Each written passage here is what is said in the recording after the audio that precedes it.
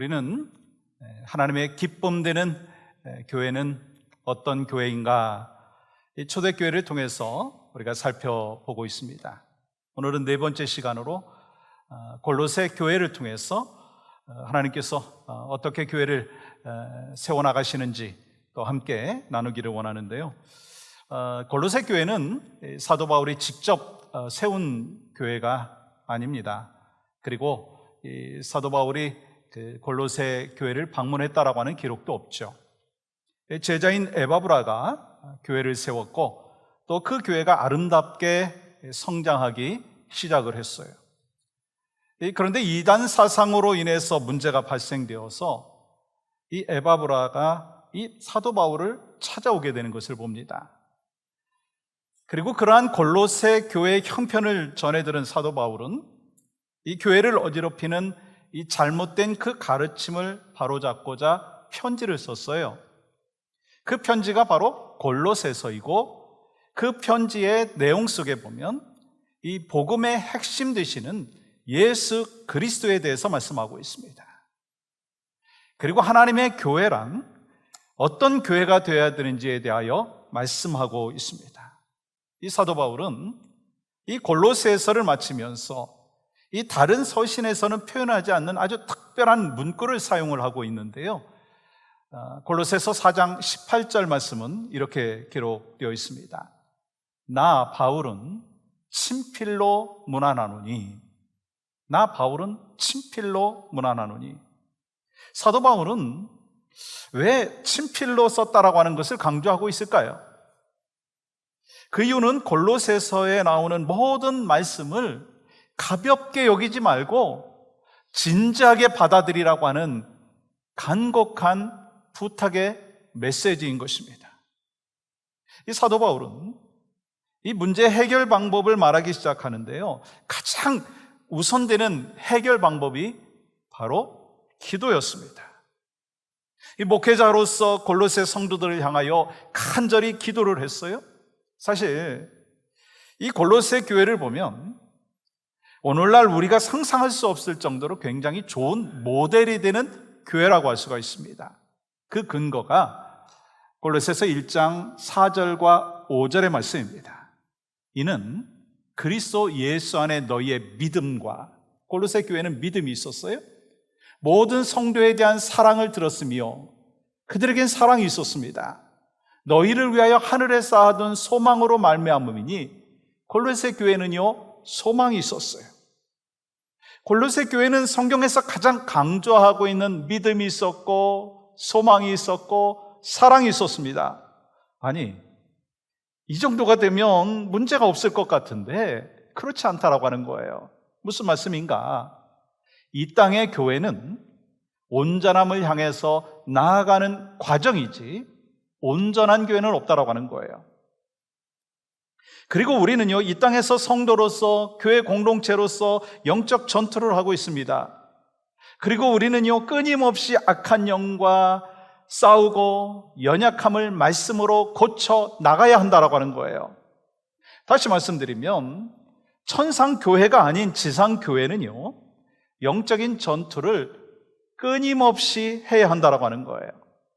우리 교회도 지난 이 42년 동안 이 아름다운 교회를 세워가고 있습니다. 온전하다고 할 수가 없죠.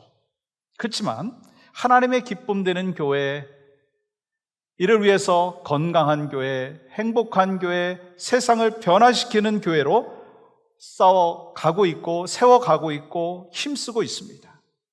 이를 위해서 사도 바울은요, 골로새 교회를 향한 이 기도의 내용이 오늘 9절부터 12절까지인데요.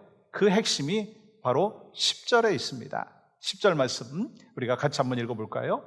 시작. 주께 합당하게 행하여 범사에 기쁘시게 하고 모든 선한 일에 열매를 맺게 하시며 하나님을 아는 것에 자라게 하시고. 골로새 교인들은 주님이 보시기에 합당하게 행했어요. 범사에 하나님을 기쁘시게 했어요. 모든 선한 일에 열심을 맺는 자들이 되었어요. 또 하나님을 아는 것에 점점 자라가는 그 하나님의 백성들이 되었습니다. 이를 위해서 또한 사도 바울은 쉬지 않고 기도하기로 작정하고 있습니다. 그러므로 오늘 본문의 말씀의 키포인트는 모든 일에 있어서 하나님의 기쁨 되는 데 있습니다. 여러분, 그러면 이 골로새 교회를 향한 사도 바울의 기도의 제목이 무엇인가? 여러분과 제가 교회로서, 오렌지 카운티 영락교회로 또 섬기고 있는 믿음의 백성으로서 그러면 어떠한 기도의 제목을 갖고 있어야 되는가? 그 첫 번째는요, 하나님의 뜻을 아는 성도가 되기를 기도했습니다. 하나님의 뜻을 아는 성도가 되기를 위해서 또한 우리가 기도해야 된다는 거예요. 여러분, 성도는요, 가장 먼저 하나님의 뜻을 알아야 합니다. 그런데 하나님의 뜻은 사람의 생각과 다르기 때문에 하나님의 뜻을 온전히 따르는 것이 쉽지 않습니다. 그래서 자기 중심적으로 신앙생활하죠. 그래서 자기가 원하는 것이 이루어지면 나 복 받았어요. 그리고 자기가 원하는 것이 이루어지지 아니한다면 나 벌 받았어요. 그렇게 얘기합니다. 자기 중심적인 신앙생활을 한다라고 하는 것이죠. 어떤 청년이 이 비포장도로에 길을 가게 되는데 이 버스를 탔어요. 자리를 찾다가 보니까 맨 뒤에 이 두 여성 사이에 끼어앉게 되었습니다. 근데 이 한쪽 여성은 좀 덜 예뻤고 또 반대편에 있는 여성은 좀 더 예뻤어요. 훨씬 예뻤어요. 커브가 돌 때마다 버스는요,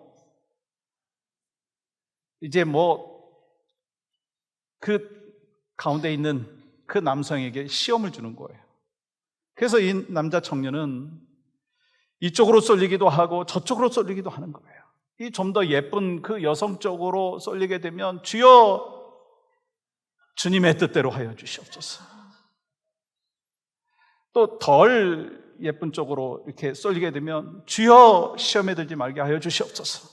그렇게 기도했다고 하죠. 여러분, 이건 유머입니다. 근데 저는요, 참 의미가 있다고 생각을 해요. 우리는 주여 뜻대로 하여 주시옵소서라고 말은 하지만 결국 자기 뜻을 더 원하는 삶을 살고 있지 않냐라고 하는 것입니다. 여러분, 그 모습이 혹시 저의 모습은 아닌가? 여러분의 모습은 아닌가 하는 것입니다. 우리가 하나님의 뜻을 행하며 살아야 한다고 하지만 그렇다고 자기의 뜻이 완전히 없어지는 게 아니에요. 여러분, 자기의 뜻이 하나님의 뜻과 같다면 그건 가장 바람직한 것입니다. 왜냐하면 신앙이 성숙한 사람일수록 하나님의 뜻과 자신의 뜻이 일치가 되는 것이고, 또 신앙이 미성숙한 사람이면 하나님의 뜻과 자기의 뜻이요 차이가 나기 때문인 것입니다. 그러므로 우리 크리스천의 삶은요, 자기의 뜻을 행하는 삶에서 하나님의 뜻을 행하는 삶으로 점점 바뀌어지는 삶이라고 하는 거예요. 다시 말씀드립니다. 우리 크리스천의 삶은 이 자기의 뜻을 행하는 삶에서 하나님의 뜻을 행하는 삶으로 계속해서 바뀌어지는 삶이라고 하는 것입니다. 이 사도 바울은 골로새 교회를 향해서 갖고 있는 이 첫 번째 기도의 제목은요, 하나님의 뜻을 알게 해달라는 거예요. 여러분, 9절 말씀 보세요. 너희로 하여금 모든 신령한 지혜와 청명에 하나님의 뜻을 아는 것으로 채우게 하시고. 이 골로새 지역은 당시의 교통의 아주 중요한 요충지였습니다. 무역이 아주 그래서 활발했죠. 그러면서 많은 상인들이 그곳을 들락달락했죠. 그러면서 자기들이 믿던 우상들과 사상들, 헬라 철학, 그리스 로마 신화까지 갖고 왔어요. 그러므로 당시의 골로새 교회의 가장 심각한 문제라고 하는 것은요, 이단 사상이에요. 이런 상황에서 사도 바울은요, 이렇게 기도하라고 권면하고 있습니다. 하나님의 뜻을 알게 하소서. 하나님의 뜻이 내 안에 채워지게 하여 주시옵소서. 우리가 신앙생활할 때 많이 강조하는 것이 있어요. 저도 많이 강조해요. 열심과 충성입니다. 그래서 우리는요, 교회를 위해서 막 열심을 내요. 충성합니다. 근데 훨씬 더 중요한 사실이 있습니다. 그건요, 하나님이 원하시는 뜻을 따라서 열심을 다해야 한다는 거예요. 다시 말해서 모든 일에 열심을 다하는 것이 중요한 것이 아니라 하나님이 원하시는 일에 열심을 다해야 한다는 거예요. 하나님께서 원하지 않는 일에 열심을 다하다 보면은요, 결국에는요, 하나님으로부터 그 관계가 멀어지게 되어 있습니다. 그런 사람들이 또한 성경에도 기록되어 있잖아요. 마태복음 7장 22절 보십시오. 그날에 많은 사람이 나더러 이르되 주여 주여 우리가 주의 이름으로 선지자 노릇하며 주의 이름으로 귀신을 쫓아내며 주의 이름으로 많은 권능을 행하지 아니하였나이까 하니라. 참으로 대단한 사람들이에요. 주님의 이름으로 열심을 내었던 사람들입니다. 근데 예수님께서 그들을 향해서 뭐라고 말씀하시느냐면 23절 보세요. 내가 너희를 도무지 알지 못하니. 그들의 문제는 열심이 없는 것이 아니었다는 거예요. 자신의 열심, 잘못된 열심이 문제였다는 거예요. 그런 대표적인 한 사람이 있죠. 사도 바울이지 않습니까? 그는 하나님을 사랑한다고 했고 말씀을 철저히 지키려고 힘썼고 하나님 나라를 사랑한다고 하면서 열심을 다했습니다. 근데 그는 하나님의 뜻을 알지 못함으로 인하여 교회를 핍박하는 삶을 살았습니다. 그는 율법에 있어서도요 완벽했고요, 그렇지만 하나님의 말씀을 또 지킨다고 했지만 잘못된 그 열심이었습니다. 그의 문제는요, 하나님의 뜻을 몰랐어요. 예수님을 몰랐기 때문에 자기의 열심은 있었지만 하나님이 원하시는 열심이 아니었다는 거예요. 그런 면에서 저를 비롯해서 교회 리더들은요, 이 예수님께서 하신 말씀이나 또 이 사도 바울의 기도의 그 내용이요, 참 거룩한 부담감으로 다가온다고 하는 거예요. 여러분, 성공적인 인생이란 어떤 인생이라고 생각하십니까? 성공적인 인생, 남들보다 돈을 더 많이 벌고 남들보다 더 건강하고 남들보다 더 높은 자리에 올라가는 것이 성공인가요? 크리스찬의 성공은 그게 아니에요. 하나님이 말씀하시는 성공은 그게 아닙니다. 진정한 성공은요, 나를 향한 하나님의 뜻을 나를 통해서 이루어 나가는 것입니다. 그게 진정한 성공이라는 거예요. 그런 의미에서 목사인 저도 성공적인 목회가 뭔가라고 하는 것을 자꾸 되새깁니다. 많은 교인들이 모이고 큰 예배당을 짓고 많은 사역을 하는 것이 성공적인 목회가 아니다라고 하는 것을 늘 기억합니다. 그러면 성공적인 목회가 뭔가? 우리 교회를 향하신 하나님의 뜻을 목회자와 성도들이 함께 이루어가는 것이 성공적인 목회다라고 하는 거예요. 그래서 목회자들만이 아니라 우리 온 성도들과 목회자들이 더불어서 하나님이 원하시는 뜻을 이루어 가야 되는 사명이 있다라고 하는 것입니다. 그러므로 우리에게는요, 늘 이런 질문이 있어야 합니다. 예수님이라면 어떻게 하실까? What would Jesus do? 어떤 상황 속에서도 예수님이라면 어떻게 하실까? 또 한 가지 질문이 있더라고요. 예수님께서는 어떻게 하셨는가? What did Jesus do? 예수님께서는 어떻게 하셨는가? 여러분, 예수님께서 어떻게 하셨는지를 알기 위해서는요, 성경에서 예수님께서 행하신 일을 알면 지금 우리가 어떻게 해야 될지에 대한 해답도 알 수 있다는 거예요. 다시 말하면 예수님이라면 이라는 것에 모든 해답이 있다는 것입니다. 예수님이라면 어떻게 하실까라고 하는 것을 알기 위해서는 예수님께서 그런 상황에서, 이런 상황에서 어떻게 하셨는가를 알아야 되는 거예요. 이를 위해서 우리에게 필요한 게 뭐죠? 하나님의 말씀입니다. 그래서 하나님의 말씀을 듣고 말씀을 묵상하고 또 말씀의 훈련을 받는 거예요. 만약에 하나님의 말씀을 듣지 아니하고 훈련받지 아니하면 결코 하나님의 뜻을 알 수가 없다는 거예요.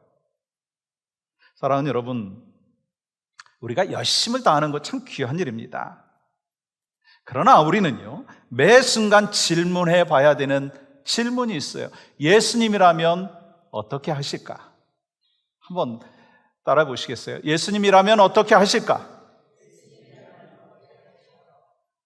내가 열심인 것에 대해서 하나님께 정말 기쁨이 되는가라고 하는 것을 질문해 봐야 된다는 거예요. 하나님께서 보실 때 이 일이 칭찬할 만한 일인가라고 하는 것을 점검해 봐야 된다라고 하는 거예요. 하나님의 뜻에 합당한 열심을 낼 때만이 교회를 건강하게 세워나가는 것이고, 하나님의 기쁨 되는 성도가 되는 것이고, 하나님의 기쁨 되는 또한 교회가 되는 귀한 역사가 있게 되는 줄 믿습니다. 그래서 하나님의 뜻을 아는 게 중요해요. 또한 두 번째는요, 주님께 합당히 행할 것을 기도했어요. 우리가 주님의 뜻을 바르게 알게 되면 자연스럽게 나타나는 결과가 있죠. 그건요, 이 하나님이 원하시는 삶을 살게 된다는 거예요. 그러므로 하나님께서 원하시는 열매도 나타나게 됩니다. 그래서 사도 바울은요, 이렇게 기도합니다. 10절 말씀 보세요. 주께 합당하게 행하여. 우리가 하나님을 기쁘시게 하기 위해서는요, 하나님의 말씀에 순종해야 합니다. 왜요?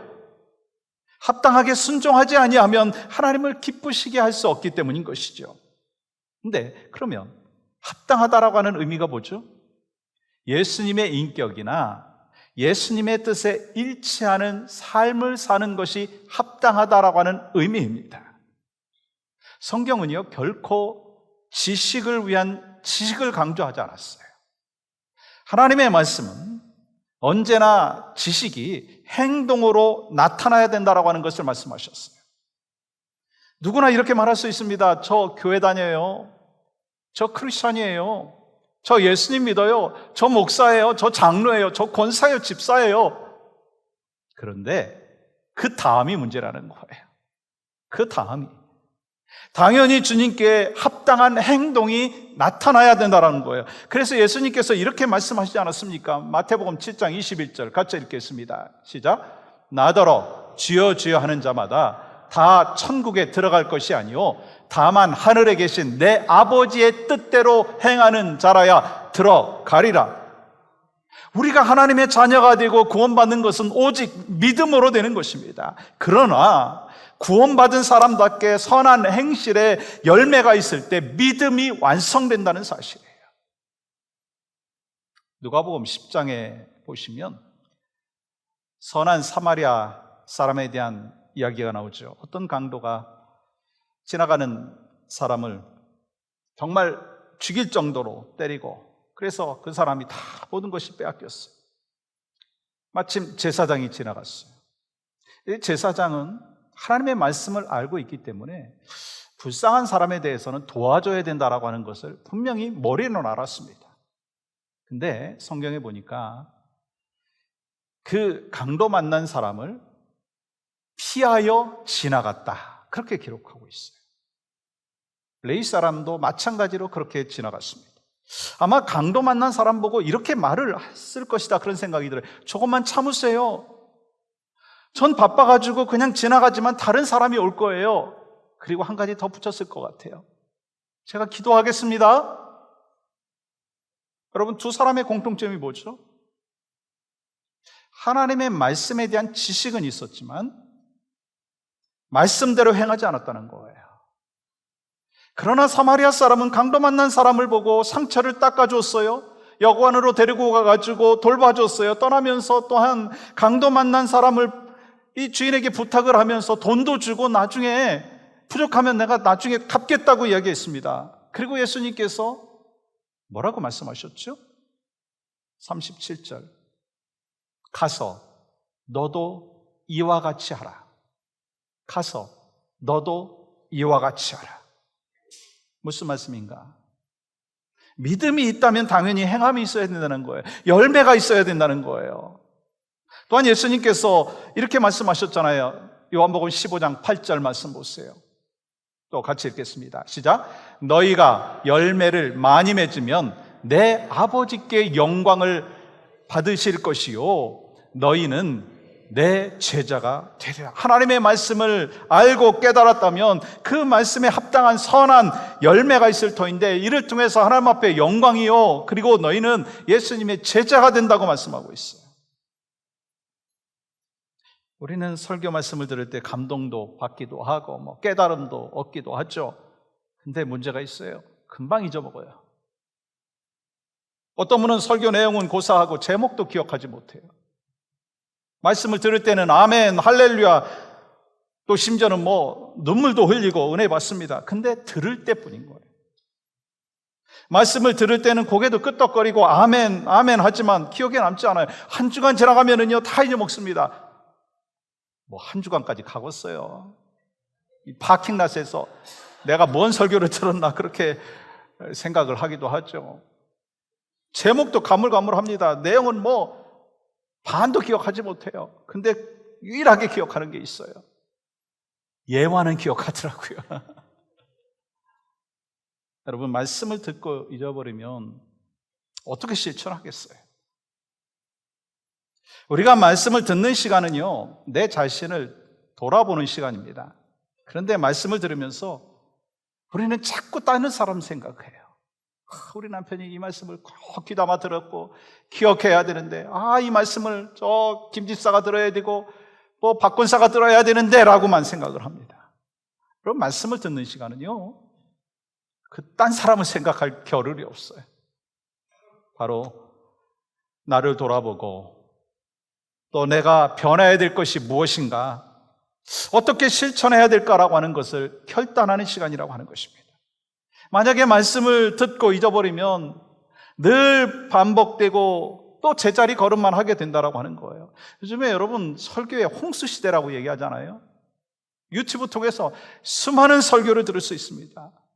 그러나 아무리 좋은 설교를 듣는다고 한다 할지라도 듣는 것으로 끝나면 아무 일도 일어나지 않는다라고 하는 것입니다. 듣는다고 다 변화되는 것이 아니에요.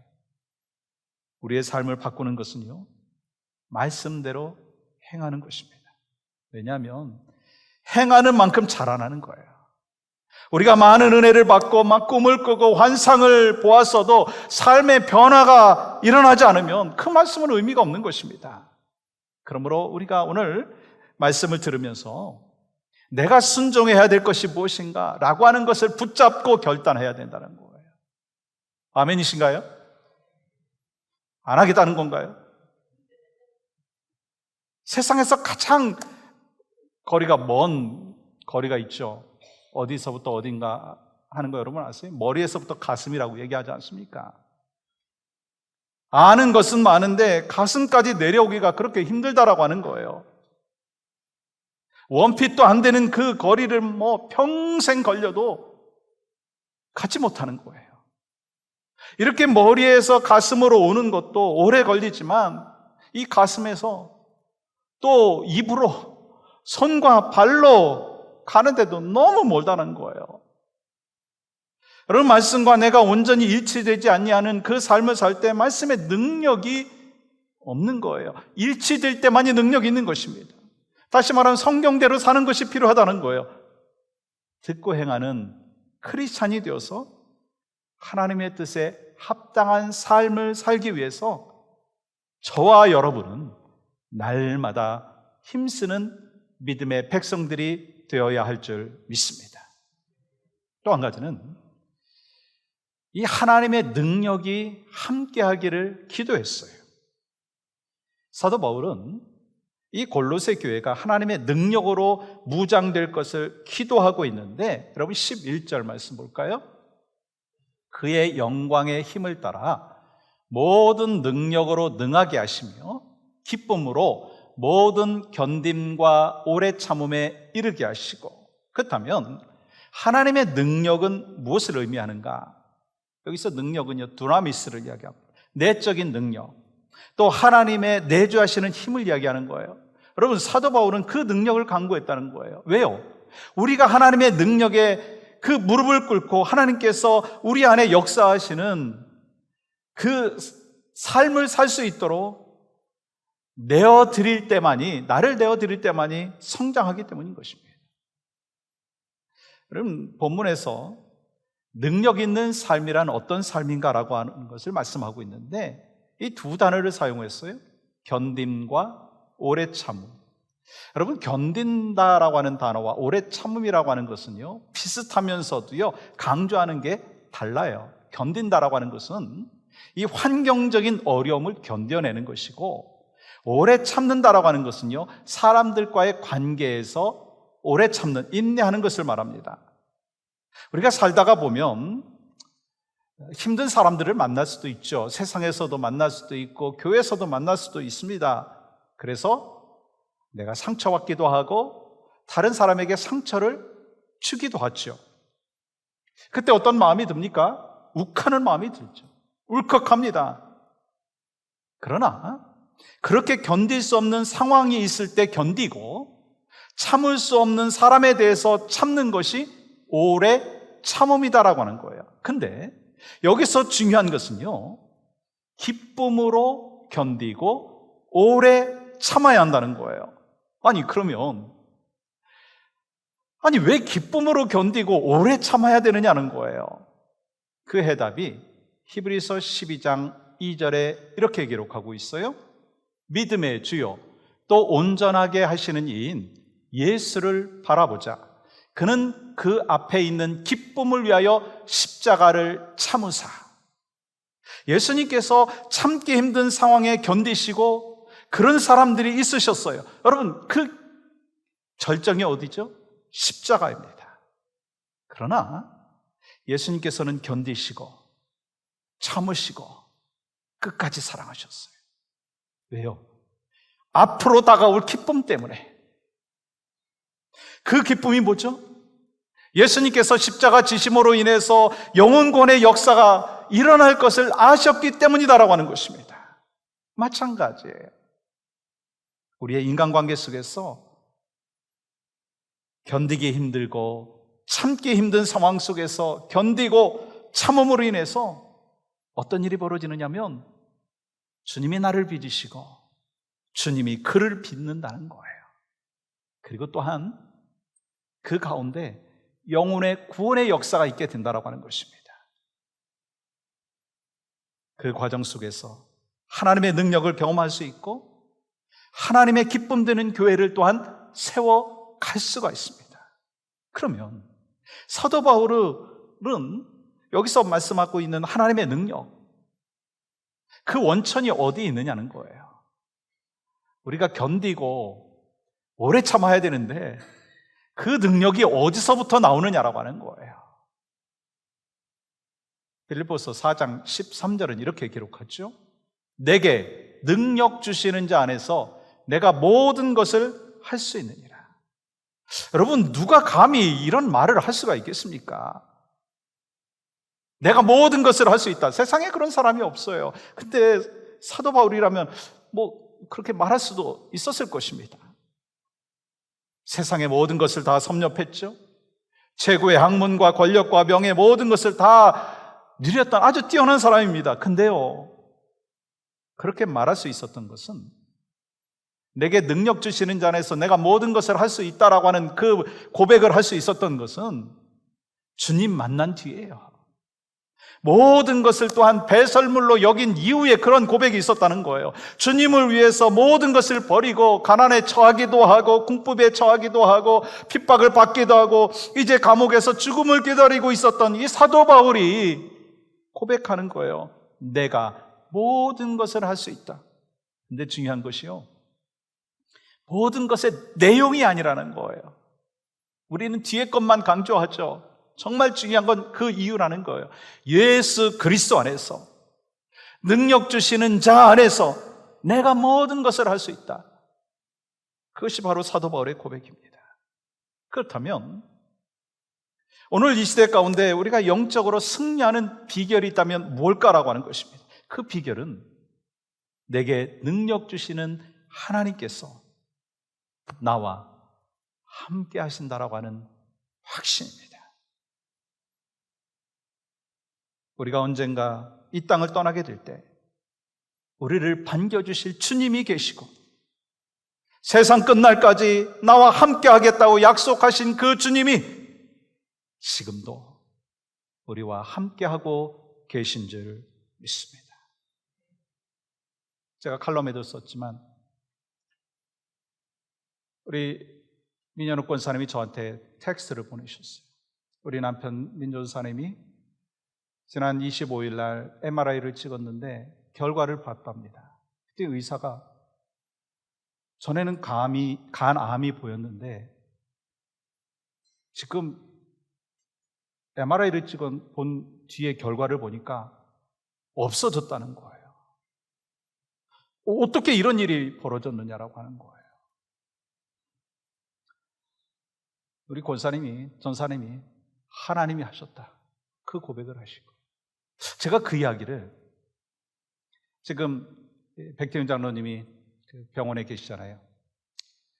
그 이야기를 전해드렸어요. 그랬더니 장로님 뭐라고 말씀하시느냐면 제가 듣고 싶은 이야기가 바로 그런 이야기예요.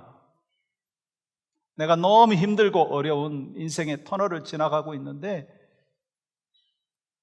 지금도 하나님께서 역사하시고 함께하고 계신 그 사실이 제가 좀 흔들릴 때가 있거든요.